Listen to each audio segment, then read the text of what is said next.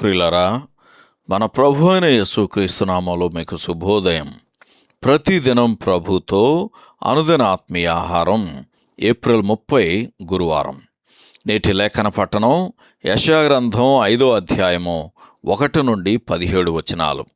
నేటి ధ్యాన లేఖనం యెషయా గ్రంథం 5వ అధ్యాయము 1-2 వచనాలు. సత్తువ భూమి గల కొండ మీద నా ప్రియునికొక ద్రాక్ష తోట ఉండెను. ఆయన దానిని బాగుగా త్రవ్వి రాళ్లను ఏరి అందులో శ్రేష్టమైన ద్రాక్ష తీగలను నాటించెను. ద్రాక్ష పండ్లు ఫలింపవలనని ఎదురు చూచుచుండెను గాని అది కారు ద్రాక్షలు కాచెను. వ్యాఖ్యానాంశం కారు ద్రాక్షలు. వ్యాఖ్యానాంశం కారు ద్రాక్షలు. వ్యాఖ్యానం: యెహోవా తన ప్రజల పట్ల ఎంత ప్రేమ కలిగి ఉన్నాడో హృదయములను కదిలించే ఒక ఉపమానం ద్వారా వివరిస్తూ ఉన్నాడు. దేవునికి అత్యంత ప్రియమైన ద్రాక్ష తోట ఇశ్రాయేలు. దానిని ఆయనే నాటాడు. ఎంతో ప్రేమతో దానిని సిద్ధపరిచి తగిన జాగ్రత్తలు తీసుకున్నాడు. అయితే కడకు ఆ ద్రాక్ష తోట తినుటకు వీలు కాని విలువలేని కారు ద్రాక్షలను మాత్రమే కాసింది. దుష్టులైన కాపులను గూర్చి ప్రభువు చెప్పిన ఉపమానములో ఆయన ఆ ద్రాక్ష తోట విషయమై పూర్తి నిరాశను వ్యక్తపరిచాడు. ఆయనకు ఇష్టమైన ఆ ద్రాక్షావనమో ఇశ్రాయేలు.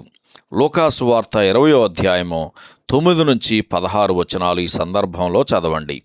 అయినను ఈ వచనాలు కృతజ్ఞత లేని మన స్థితిని కూడా మనము తెలుసుకొనున్నట్లు చేస్తున్నాయి. మనం పుట్టినది మొదలుకొని లెక్కించలేనన్ని మేళ్లతో మన ప్రభువు మనలను తృప్తిపరుస్తూనే ఉన్నాడు.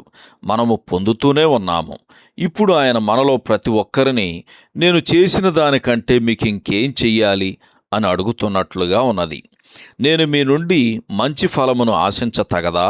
అయినను మీరు నా కొరకు ఏ ఫలమును ఫలింపలేదే అని అడుగుతున్నాడు. ఫలములు ఎలా ఫలించాలో మనము ఎరిగి ఉన్నాము.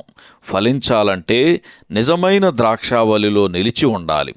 ఫలించని ఇశ్రాయేలు కొంతకాలం మట్టుకు విడిచిపెట్టబడింది. ఇప్పుడు క్రీస్తే నిజమైన ద్రాక్షావల్లిగా ఉన్నాడు.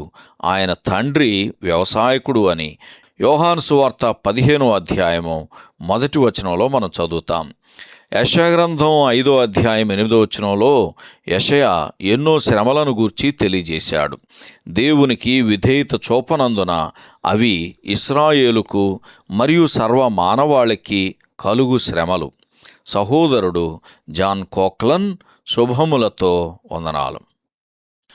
ఈ సందేశాలకు సంబంధించి కానీ బైబిల్కు సంబంధించి కానీ మీకేమైనా ప్రశ్నలు ఉంటే ఈ క్రింది నంబరుకు వాట్సాప్ ద్వారా పంపించండి. మీ ఆత్మీయ క్షేమాభివృద్ధి కోసం అనుభవజ్ఞుల ద్వారా జవాబులు అందించబడతాయి.